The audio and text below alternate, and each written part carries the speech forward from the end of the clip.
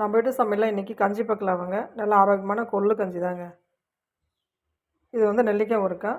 வாங்க இந்த கொள்ளு கஞ்சி எப்படி செய்யுதுன்னு பார்க்கலாம். நிச்சயமாக சொல்கிறேங்க, ரொம்ப ரொம்ப நல்லாயிருக்கும். டேஸ்ட்டும் ரொம்ப நல்லாயிருக்கும். வாங்க எப்படி செய்யுதுன்னு பார்க்கலாம். அந்த கொள்ளு கஞ்சியை ஓவர் நைட்டு 1 கப்பு கொள்ளு ஊற வச்சுக்கலாம். கழுவிட்டு மிக்ஸி ஜாருக்கு சேர்த்துக்கலாம். 1/2 மணி நேரம் புழுங்கல் அரிசி ஊற வச்சு கொஞ்சமாக அதை சேர்த்து ஒன்றும் பாதியமாக இது போல் அரைச்சி எடுத்துக்கலாம். அடுப்பில் ஒரு குக்கரை வச்சு குக்கர் காய்ட்டு 2 ஸ்பூன் எண்ணெய், சீரகம், பெருங்காயத்தூள் சேர்த்துக்கலாம். பூண்டு, பச்சை மிளகாய், கேரட், ஒரு வெங்காயம் சேர்த்துட்டு நல்லா வதக்கலாங்க. நல்லா வதங்கிட்டுன்னு நம்ம அரைச்சி வச்சுக்கிற கொள்ளை அதில் சேர்த்துக்கலாம். சேர்த்து நல்லா கலந்து விட்டுக்கலாம். கொஞ்சமாக கல் உப்பு சேர்த்துக்கலாம் தேவைக்கேற்ற மாதிரி. 1 கப்பு கொள்ளுக்கு 6 கப்பு தண்ணி சேர்த்து நல்லா கலந்து விட்டு ஒரு 5 விசில் வச்சு அடுப்பு ஆஃப் பண்ணிடலாங்க. ஒரு 5 நிமிஷம் பொறுத்து திறந்துட்டு கொத்தமல்லி தழை தூவி கலந்து விட்டு இறக்கிடலாங்க.